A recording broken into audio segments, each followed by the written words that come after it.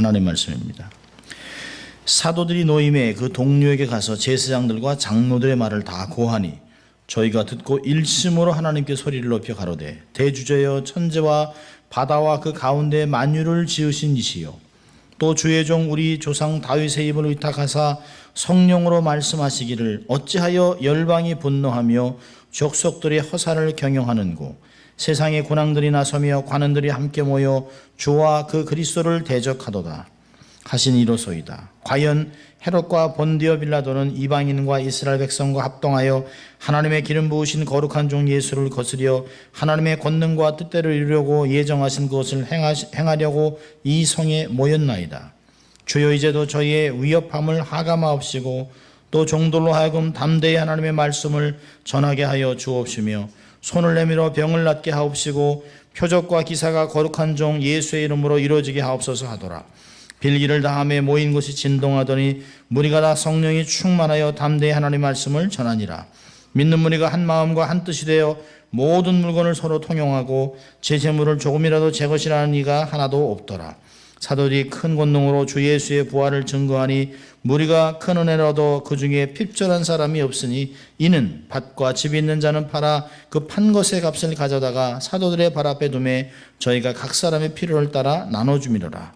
구브로에서 난 레위 족인이 있으니 이름은 요셉이라. 사도들 일컬어 바나바 번역하면 권위자라. 그가 밭이 있음에 팔아 값을 가지고 사도들의 발 앞에 두니라. 아멘. 하나님의 말씀이었습니다. 참 잘 오셨습니다. 날씨가 좀 꾸물꾸물하고 춥고 쌀쌀하더니 드디어 비가 조금 왔습니다. 비가 온 것은 좀 감사한데 너무 적게 왔습니다. 적게라도 좋으니 매일매일 왔으면 좀 적게라도. 그래서 어저께는 제 아내랑 이렇게 운전을 하면서 구름이 좀 까매진 것 같다. 하나님 비 좀 주세요. 비 좀 주세요. 이렇게 계속 기도를 했습니다. 차 타고 가면서 하나님 비 좀 주세요. 그런데 미팅이 다 끝나고 나서 비가 조금 떨어져서 너무 감사했는데 LA 내려오면서 다 그쳐버렸습니다. 너무 아쉬워서. 근데 오늘도 비가 좀 쏟아지고 그래서 얼마나 좀 감사한지 모릅니다. 이렇게 좀 한 달 동안 하루도 빼지 않고 비가 좀 계속 오면 조금은 해소되지 않을까 하는 생각도 해봅니다. 그래서 계속 비가 올 수 있도록 하늘의 문을 열어달라고 비를 주시기를 기도해 주시기를 바랍니다.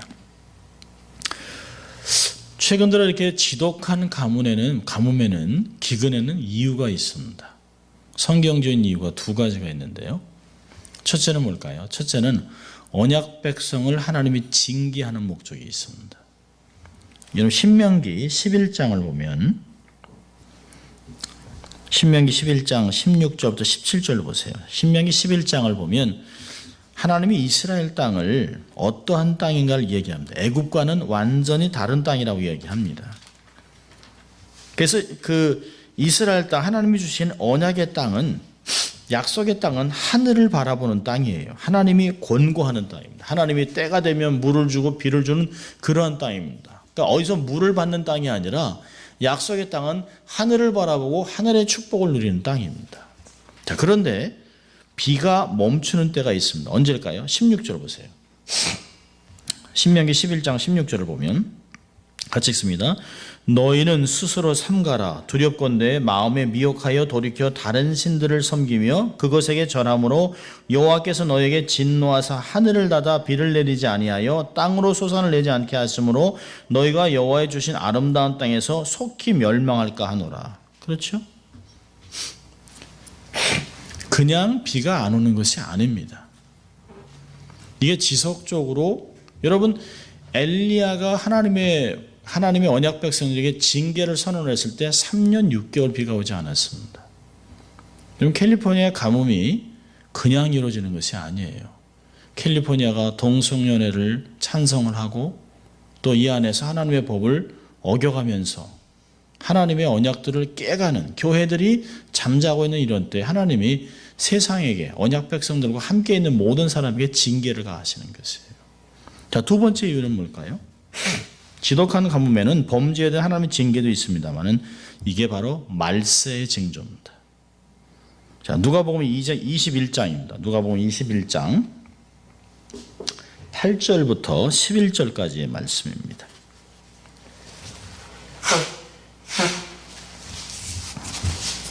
누가복음 21장 8절부터 11절.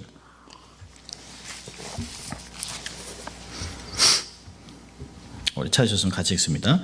가라사대 미혹을 받지 않도록 주의하라. 많은 사람이 내 이름으로 와서 이르되 내가 그로라 하며 때가 가까웠다 하겠으나 저희를 쫓지 말라. 난리와 소란의 소문을 들을 때 두려워 말라. 이 일이 먼저 있어야 하되 끝은 곧 되지 아니하니라. 또 이르시되 민족이 민족을 나라가 나라를 대적하여 일어나겠고 처처에 큰 지근과 기근과 온역이 있겠고 또 무서운 일과 하늘로서 큰 징조들이 있으리라. 지금 일어나고 있는 현상들입니다.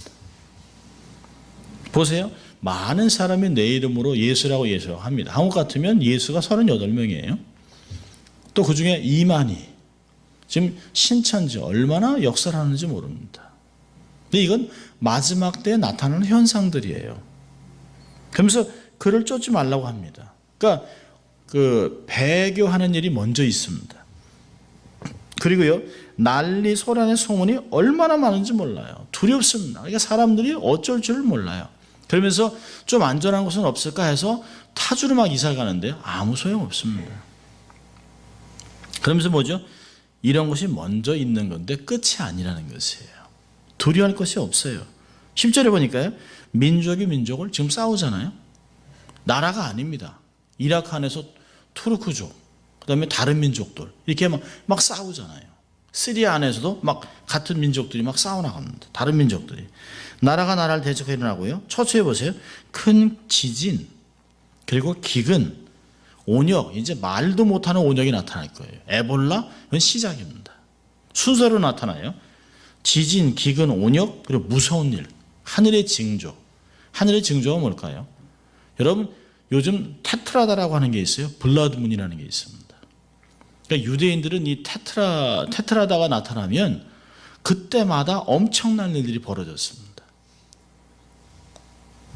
이게 계기월식이라고 하는데요. 계기월식이 2년 안에 4번 일어나는 것이에요. 이런 때가 없어요. 2014년에 4월 15일, 10월 8일, 올해 4월 4일, 그 다음에 9월 28일 날 계기일식합니다. 블러드문이라고 얘기합니다. 이 테트라다가 일어날 때마다 이스라엘에 엄청난 일이 벌어졌습니다. 이 테트라다가 일어날 때마다 하나님께서 이스라엘을 회복하는 역사가 막 나타났어요. 이 테트라다가 나타났을 때 이스라엘이 2000년 만에 나라가 세워지고 그런 일들이 막 벌어집니다. 이스라엘 사람들은 초긴장입니다. 지금 특별히 메시아닉 주들은 주님을 맞이할 때가 얼마 남지 않았다고 하는 것을 생각합니다. 지금 제3성전은 거의 지을 자료는 다 만들어져 있습니다. 그러니까 엄청난 큰 전쟁을 기다리고 있습니다. 말세의 징조, 이제는 말도 못한 하늘에서 운석이 떨어지고 하늘에 징조가 나타나고 막 피 묻은 것 같은 막 이렇게 계기월석이 막 2년 안에 4번씩 일어나는 일들은 굉장히 우리가 주의 깊게 들어봐야 되는데요. 성경에 다 기록되어 있는 내용들입니다. 근데 놀라운 것은 범죄해야 되는 하나님의 징계와 마지막 때가 이게 맞물려 있다는 거예요. 지금이요. 그래서 이 지진과 기근이 훨씬 많다는 것입니다. 100년 전에, 200년 전에, 500년 전에 있던 테트라다하고는 달라요. 그때 어떤 일이 있었지만 지금은 하나님의 징계와 함께 마지막 때가 맞물려 있습니다. 그래서 기근이 극심해지는 것이에요. 이 문제 해결책은 딱 한 가지밖에 없습니다. 하나님의 언약 백성들이 금식하고 기도하는 것이에요. 저는 우리가 기도하는 것이 그냥 기도가 아니죠. 우리의 좋은 일만, 우리의 어떤 자녀만, 가정만, 교회만을 위해 기도하는 것이 아닙니다. 우리는 적은 무리지만 이곳에서 이 땅을 위해 기도하는 것이에요. 우리가 두고 온 조국과 또 나라가 통일되어야 되는 북한까지 또 열방까지 기도하는 이유가 있는 것입니다. 역대하 7장 14절은 이렇게 이야기합니다. 내 이름으로 일컫는 내 백성이 그 악한 길에서 떠나 스스로 겸비하고 기도하여 내 얼굴을 구하면 내가 하늘에서 듣고 그 죄를 사하고 그 땅을 고칠지라. 할렐루야. 기도하면 놀라운 변화가 일어나요. 여러분, 교회가 더 많은 사람이 교회에 나올 것이라는 기대감을 갖지 마십시오. 교회는 점점 고령화될 것입니다. 그게 마지막 때에 나타나는 현상이에요. 믿음이 있는 자들은 점점 믿음이 있고 믿음이 없는 자들은 점점 믿음이 없습니다. 하나님의 거룩한 자들은 점점 거룩해지고 악한 자들은 계속해서 더 악해질 것이에요. 그래서 처음에는 비슷비슷하다가요, 점점 극과 극을 달립니다. 그러다 어느 한순간에 악과 선이 만나서 평안을 누린 때가 되면 그때가 마지막 때입니다. 근데 우리는 또 다른 부흥이 있을 것이라고 기대하면서 많은 사람이 죽게 들어올 추수를 기대하고 있습니다. 한편으로는 맞는 이야기입니다. 주님의 재림을 위해서 마지막까지 복음을 증거해야 되는 건 맞아요. 그러나 갈수록 택한 자를 구하는 게 그렇게 어려워집니다. 우리의 보고 듣고 느끼고 살아가는 것이 우리가 얼마나 세상에 안주해 있고 세상에 묶여 있고 세상에 익숙한 걸 우리는 스스로 봐야 합니다. 많은 것을 알지만 믿음이 정말 적은 것을, 오죽했으면 누가복음 18장에 8절에 얘기하잖아요. 인자가 올 때 믿음을 보겠느냐? 믿음이 없다는 거예요. 정말 믿음이 없습니다. 약이 없을 때는 기도하고 매달리고 금식하고 하나님 앞에서 암덩어리가 막 떨어져 나가고 변화되고 치유되고 폐결핵 환자가 한순간에 낫고 막 이런 역사가 정말 비일비재했어요. 한 3, 40년만 해도 그런 일이 얼마나 많았는지 몰라요. 지금은요, 약을 의지하고 자포자기하고 사람이 기도하지 않고 일찍 죽습니다. 그런 일들을 우리는 너무 많이 보는 것이에요. 기도를 권면해도 사람들이 받아들이질 않습니다. 선교사들에게 기도하기를 권면해도 약이 없다라고 고백합니다. 얼마나 답답한지 몰라요. 그런데 이게 마지막 때에 나타나는 현상입니다. 우리의 기도는 굉장히 중요합니다. 이 마지막 때에 정말 성령 충만이 얼마나 절실한지를 생각하는 것이에요. 가슴에 막 메어지도록 이 성령 충만을 간구하고 누리기 위해서 금요일이 되면 목사의 마음이 애간장이 녹습니다. 여러분, 우리는 계속해서 금요 예배에 성령이 임하면 나타나는 결과들을 살피면서 성령 충만을 간구하고 있습니다. 그동안 8가지를 봤는데요. 첫째로는 성령이 임하면 능력을 받는다. 두 번째는요, 하나님의 영광을 위해서 쓰임받는다. 세 번째는 하늘에서 불이 내리는 예배에서 승리한다. 네 번째는 계시가 임한다. 다섯 번째는 구원 역사를 주도한다. 여섯 번째는 거룩한 삶을 추구한다. 일곱 번째는 다윗의 삶을 통해서 삶의 터닝 포인트를 통해 하나님의 뜻을 쫓는다. 그다음에 지난주 봤죠? 공동체의 터닝 포인트로 선교를 주도한다. 이런 것들을 봤습니다. 오늘 말씀을 통해서는 권리 포기를 통해서 공동체가 세상을 섬기는 것이에요. 여러분, 성령이 우리의 삶에 임하면 반드시 변화가 일어납니다. 약한 자가 힘을 얻고 소극적인 사람이 적극적으로 변하고 진취적으로 변하고 미래지향적으로 변하고 과거에 묶였던 사람이 과거를 털털 털고 현재와 미래를 위해서 최선을 다하는 역사가 막 나타나고 삶의 문제를 해결하는 하나님의 능력들을 살면서 막 경험하고 구체적인 막 역사를 간증하게 됩니다. 놀라운 기쁨의 감동을 경험해요. 그런데 그러면서도 불구하고 우리의 내면의 삶에서 우리의 삶을 전진하지 못하도록 막는 것들이 있습니다.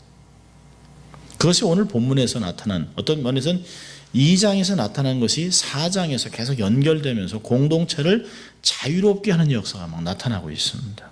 그게 뭘까요? 물질에 대한 집착에서 자유로워지는 것이에요. 물질에 대한 애착, 집착. 여러분, 마지막 때가 어느 때일까요? 디모데전서 얘기하죠. 마지막 때가 되면 자기를 사랑하고 돈을 사랑하고 부모를 함부로 대하고 이런 역사가 막 나타나요. 믿음이 떠나고. 이 물질에 대한 집착, 물질에 대한 애착이 우리의 신앙의 중심에서 자리를 잡고 있습니다. 얼마나 힘이 드는지 몰라요. 예화집에서 읽은 건데요. 어느 시골에 이제 비가 너무 많이 왔어요. 그래서 외나무 다리가 무너지기 직전이었습니다. 그 마을에 사는 어느 한 집사님이 급히 다리를 건너는데 자신이 없습니다. 막 외나무 다리가 막 우지끈 막 소리가 납니다. 그러니까 잘못하면 다리가 무너질지도 몰라서 이렇게 기도했습니다. 하나님, 이 다리를 건너면 내가 하나님께 100만 원을 헌금하겠습니다. 그 다리를 막 중간쯤 건너가는데 괜찮은 것 같아요. 그래서 기도를 바꿨어요. 하나님 50만 원 드리겠습니다. 그래서 이제 거의 다 왔습니다. 몇 발짝만 안 남았어요. 그래서 하나님 10만 원 드리겠습니다. 그러니까 갑자기 다리가 우지끈 막 흔들린다니까 이분이 놀래가지고 깜짝 놀라가지고 이렇게 다급하게 외쳤는데 하나님 농담도 못합니까? 100만 원 드리겠습니다. 100만 원.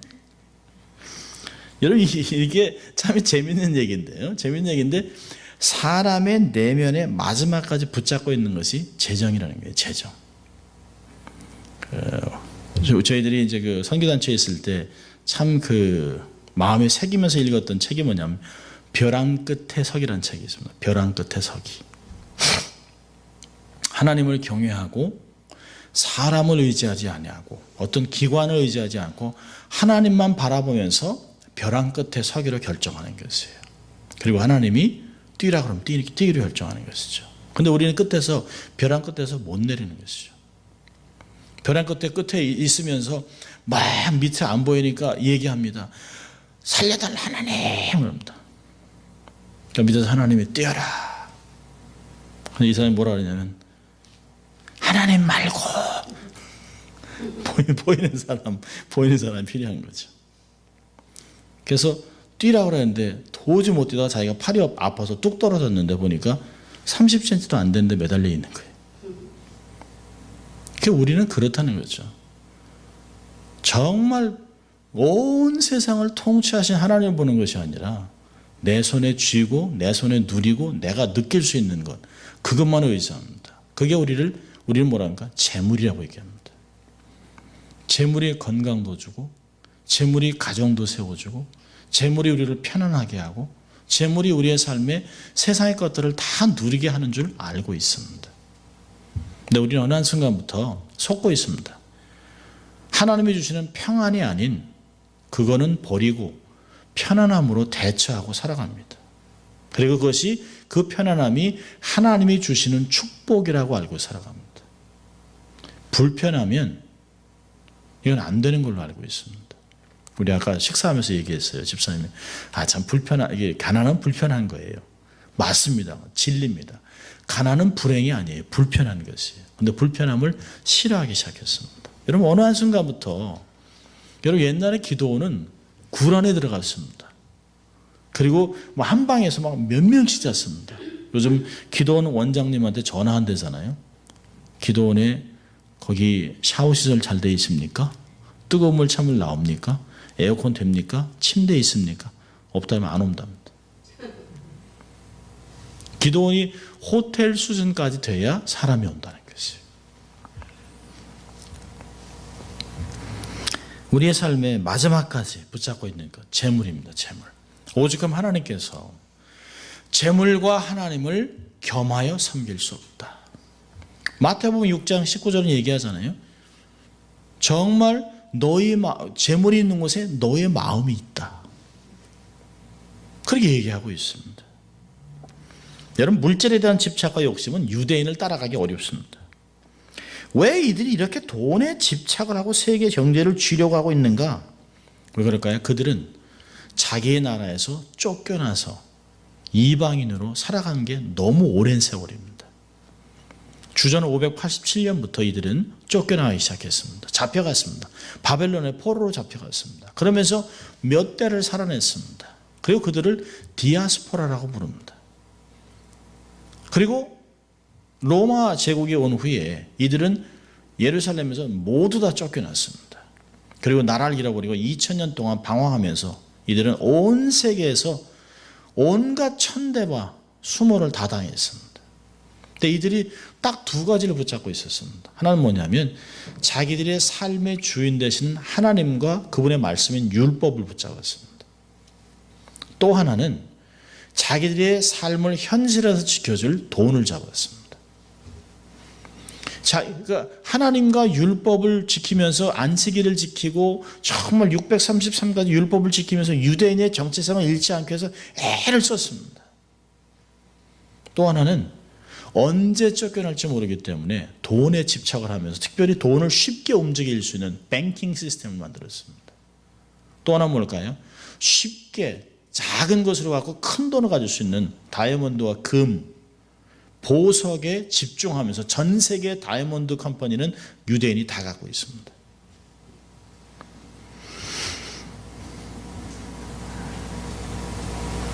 여러분 오늘 그 본문을 좀 봤으면 좋겠습니다. 본문의 배경은 오순절마가 다락방에 성령이 임한 것으로부터 사도들이 복음을 담대히 전하기 시작했습니다. 그저 그 말씀을 듣고 2장에서는 그들이 마음에 찔려 어찌할꼬 우리가 이 복음에 어찌할꼬 해서 베드로가 너희가 회개하고면 성령을 받으면 새로운 날이 임한다. 유쾌한 날이 임한다. 그래서 하루에 3,000명이 세례를 받습니다. 그리고 공동체가 구체적으로 2장에서 공동체가 세워집니다. 2장 41절부터 사람들이 세례를 받고 제자 수가 3,000이나 더하고 저희가 자도의 가르침을 받아 서로 교제하고 떡을 떼며 기도하며 전혀 힘쓰니라. 그리고 43절에 사람마다 두려웠는데 사도들로 인하여 기사와 표적이 많이 나타나니 믿는 사람이 다 함께 있어 모든 물건을 다 서로 통용하고 또 재산과 소유를 팔아 각 사람의 필요를 따라 나눠주고 날마다 마음을 같이하여 성전에 모이기를 힘쓰고 집에서 떡을 떼며 기쁨과 순전한 마음으로 음식을 먹고 하나님을 찬미하며 또 온 백성에게 칭송을 받으니 주께서 구원받는 사람을 날마다 더하게 하시니라 라고 하면서 이것이 반복돼서 나타납니다. 3장에서는 안전뱅이가 벌떡 일어나는 역사가 나타나요. 그런데 놀라운 것은 이런 역사가 나타나면 반드시 핍박이 있습니다. 그럼 4장 1절 보세요. 사도들이 백성에게 말할 때 제사장과 성전 맡은 자와 사두개인들이 이르러 백성을 가르친가 예수를 들어 죽은 자 가운데서 부활하는 도전함을 싫어하여 저들을 잡음에 날이 이미 저문 고로 이튿날까지 가두었다. 여러분 참 놀랍죠? 은혜가 있는 곳에 복음의 역사가 강하게 나타납니다. 그것은 동시에 핍박이 아주 심해집니다. 지금같이 교회도 많고 리더가 많은 상태에서도 리더가 없으면 교회가 흔들리지만 이 당시에는 리더가 없거나 순교를 하면 공동체가 무너져 버립니다. 그들에게 복음을 가르칠 수 있는 사람이 극히 적습니다. 교회 행정도 모든 사도들이 감당을 했어요. 그러니까 이들이 베드로가 잡히고 나서 얼마나 두려움 속에 기도를 했겠습니까? 베드로한테 이들이 더 이상 복음을 전하지 말아라 라고 이렇게 위협을 하고 협박을 가한 후에 그를 풀어놨습니다. 그러니까 19절에 베드로가 참 요한이 대답하여 가로되 4장 19절에 하나님 앞에서 너희의 말 듣는 것이 하나님 말씀 듣는 것보다 옳은가 판단하라. 우리는 보고 들은 것을 말하지 아니할 수 없다. 대단한 거죠. 아마 관원들은 그랬을 거예요. 이 인간들이 도대체 무슨 배짱으로 이러는지 모르겠다는 거예요. 안 믿는 사람 입장에서는 정말 이 범인들, 고기 잡던 어부들이 도대체 왜 이러느냐는 거예요. 왜? 사람이 죽은 걸 왜 자꾸 부활했다는 얘기하고 그가 주라고 하나님이라고 왜 그러냐는 거예요. 이해를 못 합니다. 그래서 이들의 힘으로 장로들이, 사도들이 제사장들과 장로들이 잡으려고 합니다. 자, 그러니까요. 오늘 기도한 내용들이 있잖아요. 24절에서 30절까지는 대단한 기도입니다. 쭉 기도를 하죠. 기도한 후에 28절에 하나님의 뜻이 다 이루어진다는 거예요. 이런 역사를 통해서, 악인들의 역사를 통해서. 그러면서 29절에 주여 지금도 저희의 위협함을 하감하옵시고 하나님 저들의 위협함을 보십시오. 또 종들로 하여금 담대히 하나님의 말씀을 전하게 하여 주옵시고 손을 내밀어 병을 낫게 하옵시고 표적과 기사가 거룩한 종 예수의 이름으로 이루어지게 하옵소서라고 기도는 4가지를 기도합니다. 하나님 저들의 위협함을 하나님이 꼭 보시고 우리를 보호해 주십시오. 두 번째는요. 말씀을 담대히 전할 수 있도록. 죽으면 죽으려 하는 거죠. 순교를 얘기하는 거죠. 세 번째는요. 30절에 손을 내밀어 기도하면 병이 낫고, 그 다음에 표적과 기사가 거룩한 종 예수의 이름으로 나타나게 해달라는 것입니다. 저는 늘 얘기합니다만 안타까운 것은 우리 장로교회가 30절을 잃어버린 거예요.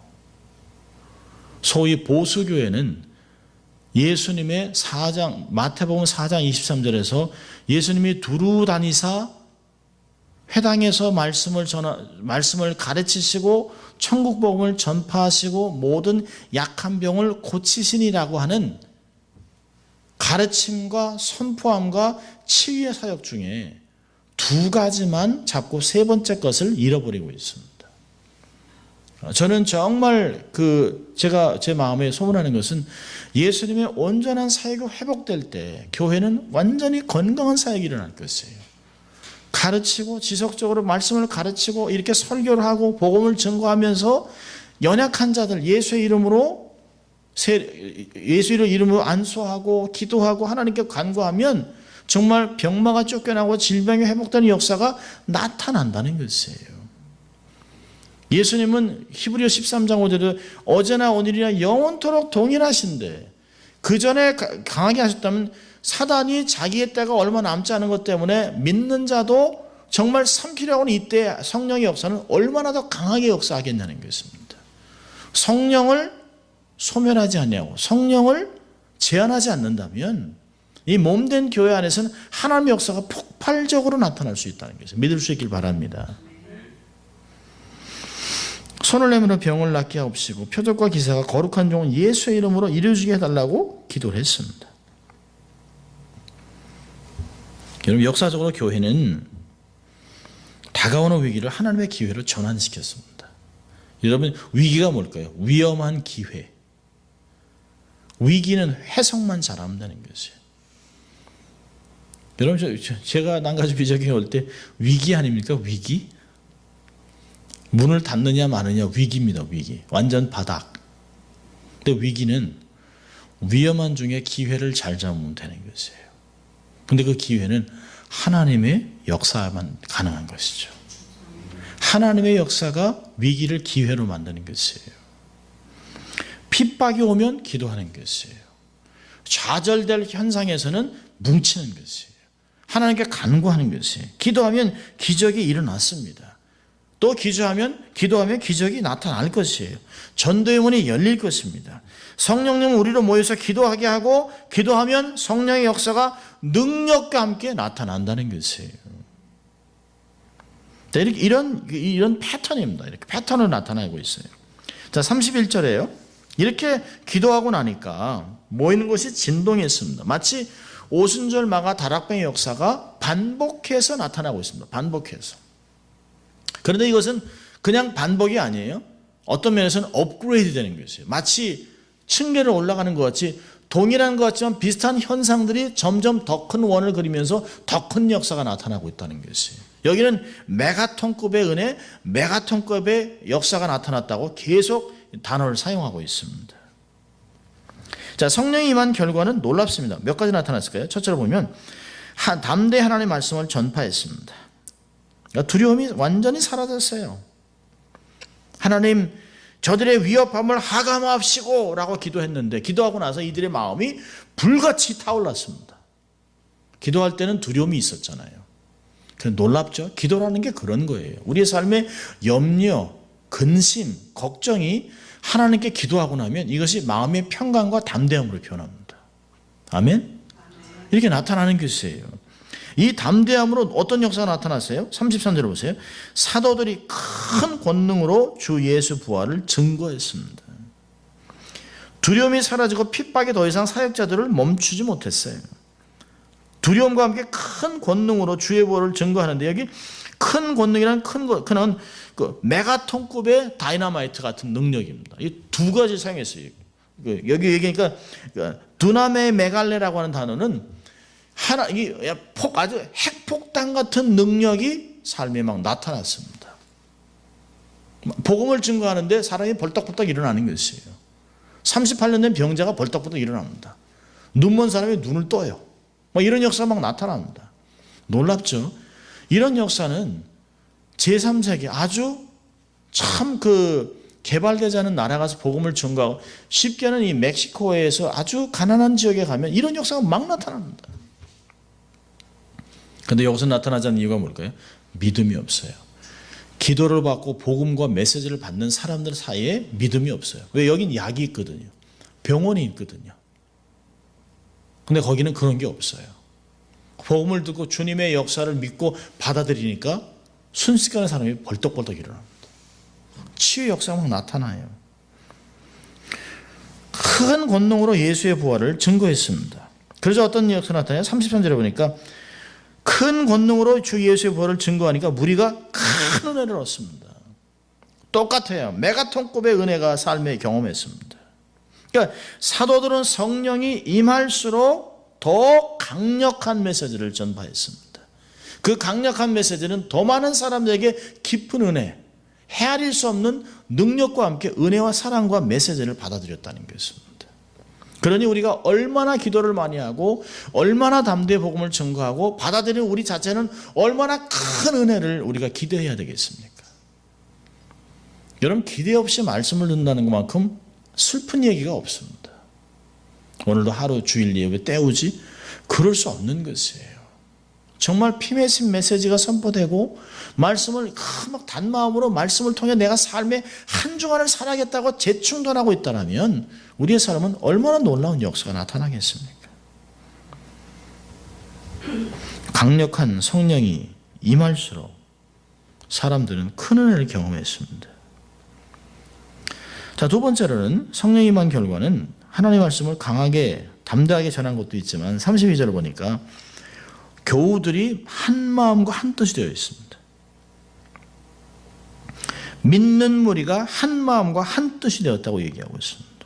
All the believers were one in heart and mind. 연합을 이뤘다는 것이에요. 성령은 공동체를 하나가 되게 하는 것입니다. 하나가 되니까 주장하는 것이 없어졌어요. 이 사람 저 사람이 다른 주장을 하지 않습니다. 연합하면 놀라운 복을 경험할 수 있어요. 연합을 통해서 나타난 게 뭘까요? 권리 포기입니다. 아무도 자기 것을 자기라고 주장하지 않습니다. 내 의견, 여러분 교회가 가장 어려운 때가 언제일까요? 사공이 많은 거예요. 사공이 많으면 배가 산으로 갑니다. 너무 주장이 많은 것이에요. 이렇게 합시다, 저렇게 합시다. 여러분, 하나님의 사람이, 하나님의 목회자가 하나님의 말씀을 가지고 교회를 운영하기 위해서 회중에게 하나님 뜻이라고 전하면 다 아멘하고 따라오면 되는 것이에요. 이단을 전하거나 무슨 문제가 있거나 교회 돈을 떼먹거나 이런 게 아니면 말씀을 전하고 그렇다면 여러분들이 목회자를 순종하고 따라줘야 되는 것이에요. 그게 영적인 리더잖아요. 그런데 이 의견 저 의견을 막 내는 거예요. 이건 목회자와 교인들뿐 아니라 교인들끼리도 다른 의견을 내면 결국은 깨집니다. 결국은 찢어집니다. 그건 왜 그럴까요? 성령을 깊게 경험하지 못한 은혜입니다. 성령이 우리 삶에 강하게 충만하게 임하니까 믿는 무리가 마음이 하나가 됐어요. 뜻이 하나가 됐습니다. 이게 뭘까요? 하나님이 그들의 마음을 하나 되게 하니까 자기들의 의견들을 다 내려놨습니다. 그리고 하나님의 것을 취했습니다. 말씀을 받아들였습니다. 여러분이 하나가 된 한 마음과 한 뜻이 된 교회의 그 결과가 뭘까요? 34절을 보면 핍절한 사람이 한 명도 없습니다. 공동체에 핍절한 사람이 없습니다. 성령이 임하자 가장 먼저 변화는 핍절한 사람이 없어졌다는 것이에요. 여러분, 초대교회는 우리가 생각하는 것보다 훨씬 가난했습니다. 로마 지배하에 살던 당시 이스라엘은 로마의 많은 세금을 내서 가난했죠. 헤롯의 압제 살면서 폭정 때문에 얼마나 가난한지 몰라요. 또 세관들이 로마가 한 것도 세금도 크지만 그 중간에 떼먹으면서 세금이 얼마나 많은지 몰라요. 부자가 될 수 없어요. 사기를 치거나 거짓말하자면 부자가 될 수가 없습니다. 그렇죠. 해마다 발생하는 기근, 가뭄 때문에 얼마나 먹고 살기도 힘듭니다. 더군다나 이 남이 나라에 이렇게 압제를 받고 있으면 부자가 될 수 없어요. 그런데 그 가난한 시대에 성령이 임했다? 성령이 임했는데 핍절한 자가 없다? 이게 어떻게 된 일입니까? 그냥 가난 자체가 없어지는 거예요? 아니요. 상황은 하나도 안 변했어요. 여전히 세금이 많습니다. 여전히 가뭄입니다. 여전히 힘듭니다. 여전히 믿음 때문에 핍박을 받습니다. 그런데 어떤 변화가 생겼을까요? 믿음이 생겼습니다. 이들에게 핍절함이 없어진 것은 상황이 바뀐 것이 아니에요. 믿음이 생긴 것이에요. 삶의 생각과 태도가 바뀌었어요. 환경이 바뀐 것이 아니에요. 수입이 늘어난 것이 아니에요. 믿음이 늘어난 것이에요. 성령이 임하자 마음이 바뀌었어요. 가난한 마음에 부요한 하나님이 찾아오신 것이에요. 부요한 하나님을 삶에서 경험한 것이에요. 아, 이게 다가 아니구나. 그러니까 사도 바울이 뭐라고 합니까? 우리가 쓸 모든 것을 하나님께서 그리스도 안에서 영광 가운데 모든 것을 채워주시겠다고 빌립보 4장 19절 얘기하는 것은 사도 바울만의 고백이 아니에요. 우리의 고백입니다. 우리가 있는 지금 빵 하나가 너무 좁아서 이걸 나눠 먹을 수 없다라고 생각합니다. 그런데 하나님의 우리의 마음에 오시니까 믿음이 커지는 거예요. 상황은 하나도 변하지 않았습니다. 여러분, 가난의 진짜 원인은 환경이 아니에요. 가난한 마음 때문에 오는 것이에요. 전지전능한 하나님에 대한 믿음이 없어서 가난한 것이에요. 내가 가난하다고 생각하는 그 순간부터 우리는 가난의 지배를 받습니다. 가난의 지배의 특징은 뭘까요? 집착합니다. 결코 나눌 수가 없어요. 여러분, 저희 교회에서 왜 일불 선교를 시작했을까요? 교회 렌트비도 내기도 버거운 우리 교회 재정이 이렇게 어려운 상황 속에서 왜 일불의 헌금을 했을까요? 그럼 왜일까요? 가난의 지배를 대적해서 싸워나가는 것이에요. 집착을 내려놓는 것이에요. 저는 들어올 때마다 기도합니다. 오스카야 잘 자라다오. 그리고 일부를 넣는 것이에요. 그런 마음이 뭘까요? 내 삶에 나누는 삶이 생기는 거예요. 믿음이 있어요. 하나님이 이 아이를 키우기 위해서 우리를 복 주셔야 합니다. 우리가 축복의 통로가 되어야 합니다. 하나님 낭가지 비전에 있는 모든 성도들의 삶 안에 믿음이 세워져서 이 믿음이 유통되고 믿음을 통해서 나오는 하나님의 재물이 유통되는 역사가 나타나면 이 교회를 통해서 사람을 키우는 역사가 나타나게 도와주십시오. 여러분, 우리같이 힘들고 정말 재정적으로 이런 압박이 오는 교회에 왜 선교사들이 기도의 부탁을 하고 있습니까? 왜 우리 교회 주보에 우크라이나 선교사 2명의 가정이 우리의 주보에 실려 있냐는 거예요. 그건 왜 그럴까요? 우리의 믿음을 키워가기 위한 것이에요. 하나님이 우리를 충성되지 않은데 충성되게 여겨서 직분을 주신 것이에요.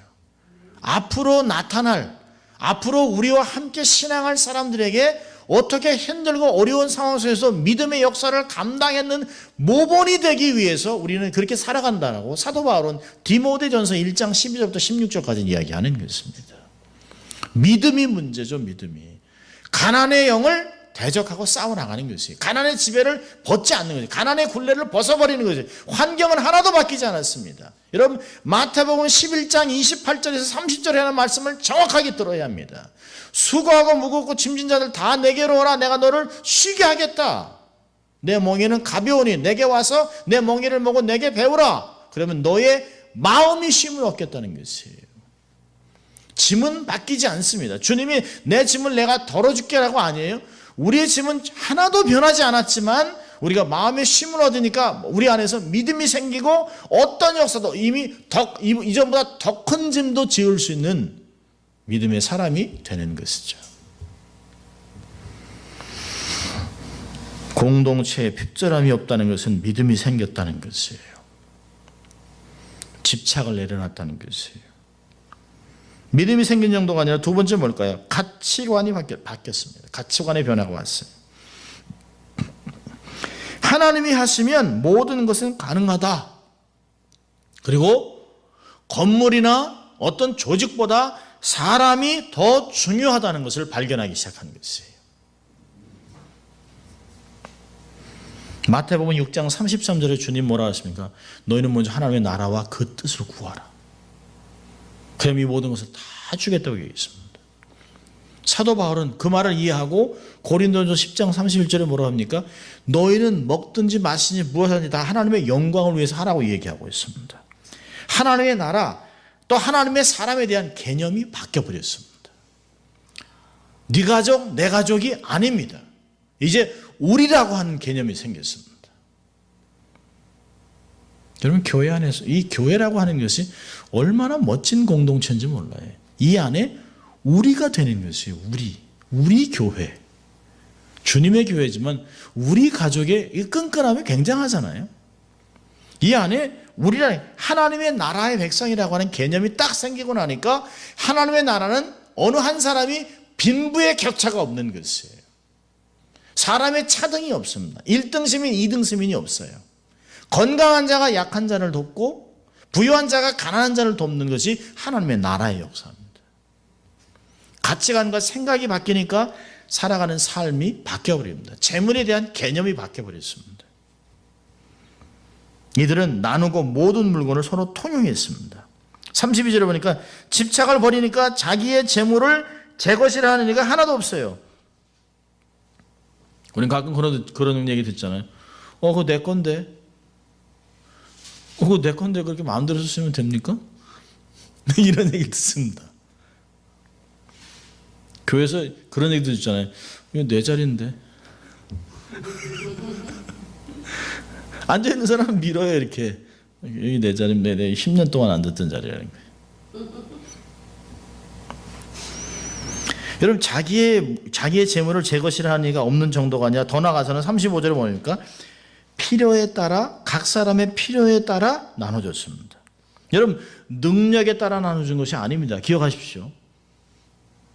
자본주의 원리는 능력에 따라 나눠줍니다. 그러나 하나님의 경제는 필요에 따라 나눠주는 것이에요. 여러분 공산주의 경제는 뭘까요? 공산주의 경제는 능력 있는 사람의 것을 강제로 뺏어서 능력 없는 사람에게 줘버리는 거예요. 그게 공산주의입니다. 그래서 공산주의라면 나라가 가난해집니다.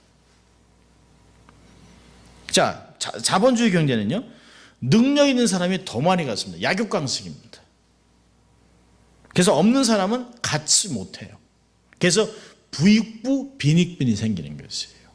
자, 그런데 하나님의 나라의 경제는요, 능력 있는 사람이 자기의 것을 스스로 연약한 사람들에게 베풀어서 그 삶이 필요를 채워주는 것이에요. 여러분, 능력이 없어야 하는 것을 얘기하는 것이 아니에요. 능력은 있어야 하지만 물질 욕심, 집착은 없어지는 것이에요. 하나님 나라에서 가장 큰 그리스도의 능력은 돈을 잘 버는 능력이 아니에요. 돈을 어떻게 잘 쓰느냐에 있습니다.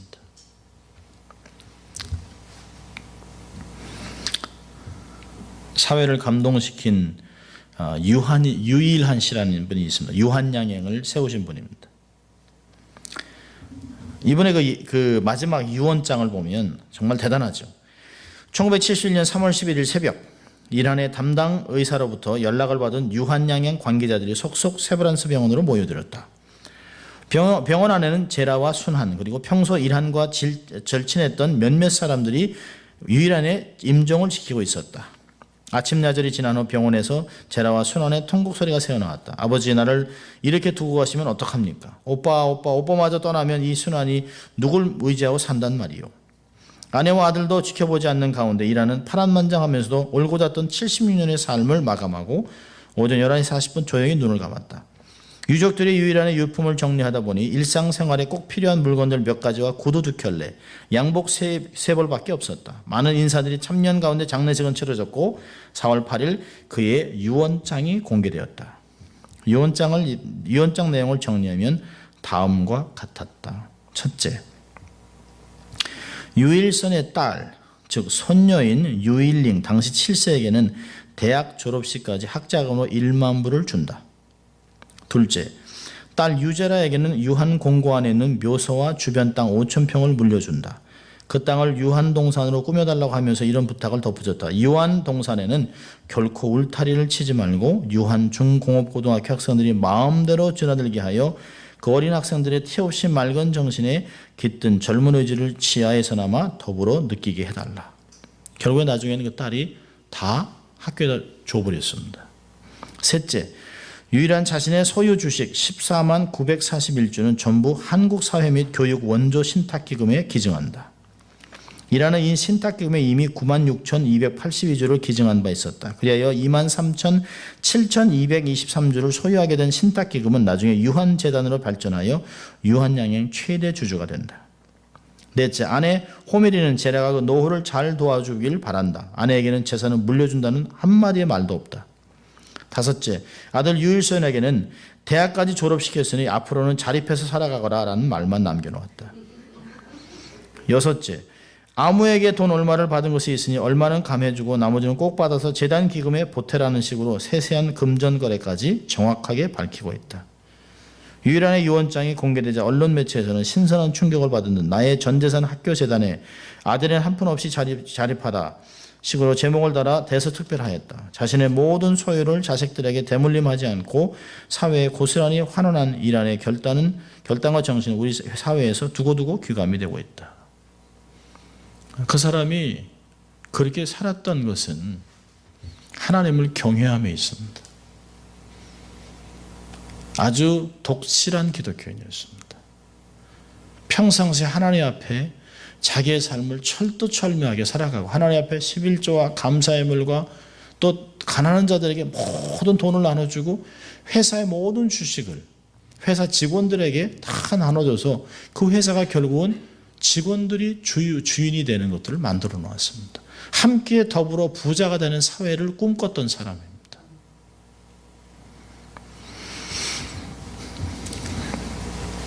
하나님의 나라는 능력 있는 자가 자기의 소유를 팔아 가난한 자들에게 각 사람의 필요를 따라 나눠주게 하는 것입니다. 놀라운 것은 이렇게 나눠주는 그 사람의 재물은 하늘나라의 자기의 어카운트에 입금이 된다는 것이에요. 그 입금된 이 재물을 언제 누가 뺏을 수 있을까요? 자녀와 자손들이 예수의 이름으로 재물을 구할 때 하나님이 그것을 30배, 60배, 100배, 1000배로 찾았을 수 있도록 베풀어 주는 것입니다.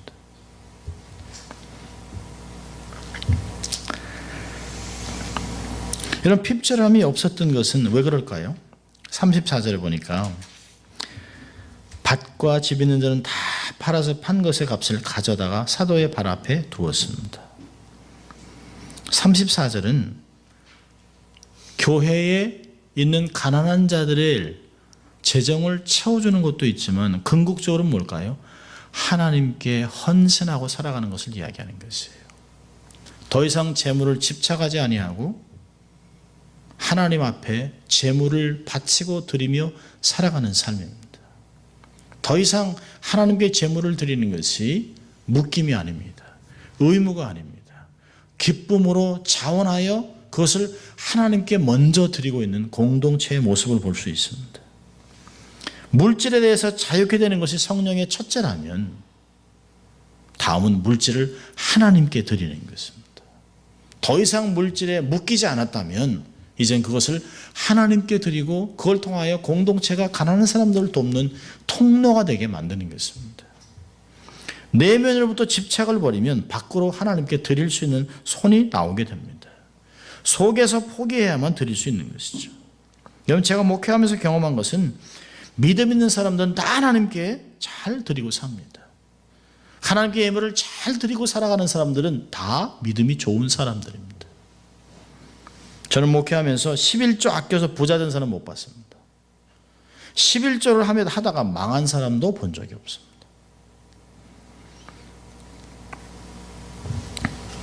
부산 수영로 교회에 있는 장로님은 IMF가 터지면서 그때 IMF가 터지면서 교회에 300억이나 되는 교회를 건축하고 있었습니다.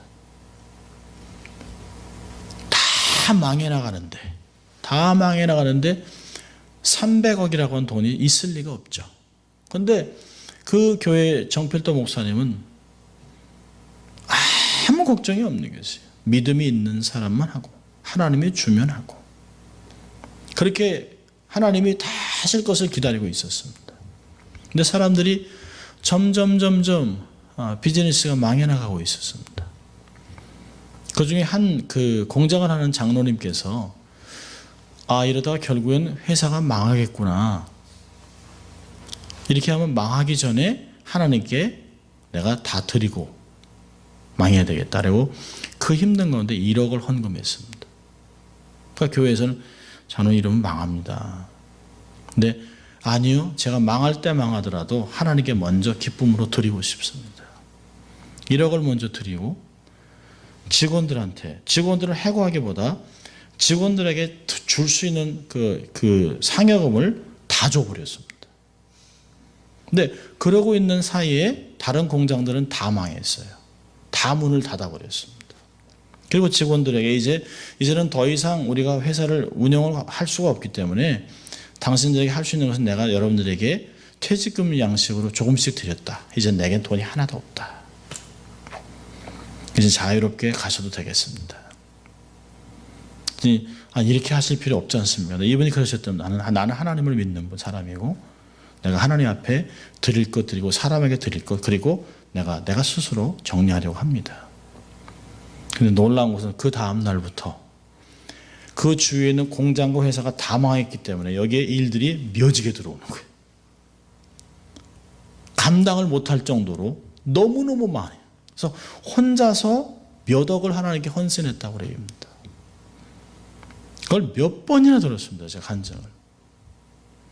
여러분 재물은 믿음 따라 움직이는 것이에요. 하나님 앞에 내가 드리면 하나님이 내 믿음을 키우세요. 그리고 그릇을 키우세요. 그리고 하나님이 거기에 부어주세요. 재물은 믿음의 문제입니다. 하나님께 드리고 살면 믿음이 커져요. 마음이 부유해집니다. 그럼 공동체가 얼마나 큰 복을 받아 누리는지 몰라요. 저희 교회가 14년 전에 저희가 집사님들에게 그런 얘기 했습니다. 우리 교회는 가난해서 렌트 때문에 먹을 거 없어 고민하는 교인이 있으면 안 됩니다. 그래서 구밀의 사역이 시작된 것이에요. 우리 교인들 안에 부자는 잘 먹고 가난한 자가 없어서 페이먼트 없고 먹을 거 없어서 눈물 흘리면 그럴 수 없다. 그래서 우리가 가난한 자들의 가정에 가서 냉장고에 음식을 채워주고 그들에게 필요한 것들을 채워주고 교회에 필요한 것들을 공급했습니다. 하나님이 그때 교회를 얼마나 부욕했는지 몰라요. 저희 교회가 컸던 대형 교회가 아닙니다. 중요한 교회도 아닙니다. 그저 끽해야 교인 80에서 100명 있었던 교회지만 저희 교회 안에서 엄청나게 많은 구밀의 사역을 통해서 제가 알기만도 100명이 넘는 목회자를 저희들이 후원했습니다. 얼마나 많은 자들이 그걸 통해서 선교사로 파송됐는지 몰라요. 우리가 가난한 자들의 신문에 나오면 조용히 헌금해서 그들에게 아무 조건 없이 2,000불, 3,000불씩 헌금으로 갖다 줬던 때를 저는 기억합니다. 지금도. 하나님이 그거를 교인들의 가정을 복되게 하셨습니다.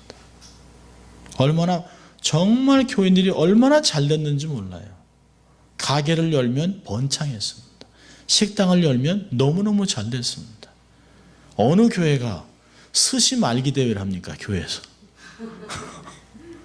회를 막 2,000불어치 사와가지고 교인들이 스시 말기 하고 교인들이 기쁘게 막 그냥 막 대게 큰 게를 막 1,000불어치 사와서 교인들을 대접하고 그래도 차고 넘쳤던 공동체입니다.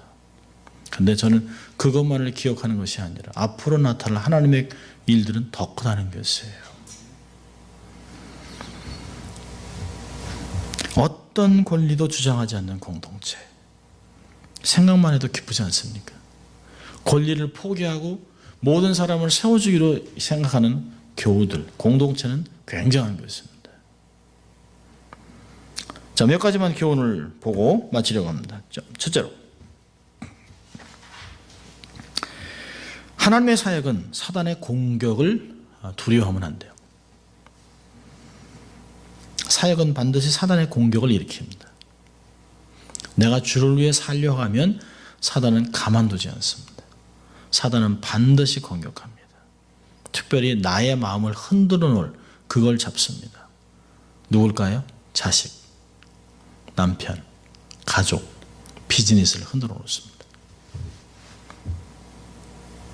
자, 두 번째로, 그래서 두려움과 위협은 반드시 기도로 극복해야 합니다. 두려움과 위협은 절대로 사람들과 이길 수 없어요. 기도로만 극복할 수 있습니다. 세 번째로요, 성령 충만은 공동체를 견고케 합니다. 성령 충만은 우리의 세계관의 변화를 가져옵니다. 그럼 공동체가 부유해지는 것이에요. 성령 충만은 옵션이 아닙니다. 이건 선택의 여지가 없습니다. 성령 충만은 사람의 많고 적음에 상대적으로 나타나지 않습니다. 얼마나 적극적으로 기도했느냐, 얼마나 하나님 앞에 간절히 기도했느냐, 얼마나 사모했느냐, 얼마나 하나님을 경외하고 하나님의 영광을 위해서 간구했느냐에 따라 성령은 폭발적으로 역사하세요. 누가 하나님을 하나님 되게 하느냐, 누가 성령님을 높여드리느냐, 누가 성령님께 모든 사역을 맡겨드리고 하나님 앞에 삶을 내려놓느냐에 따라 권리를 포기하는 자들의 삶 속에 성령님은 마음껏 자유제대로 역사하세요. 성령님은 그런 곳에 하나님의 사람들을 세우시고 그런 곳에서 하나님의 역사를 일으키시고 하나님의 사람들을 부욕케 하는 것을 경험했습니다. 우리는 또 그렇게 될 것입니다. 그러기 위해서 우리는 보이는 것에 집착하는 것이 아니에요. 우리는 보는 대로 가는 것이 아니라 보이지 않는 것을 보고 가는 것이에요. 믿음으로 가는 것이에요. We walk by faith, not by sight.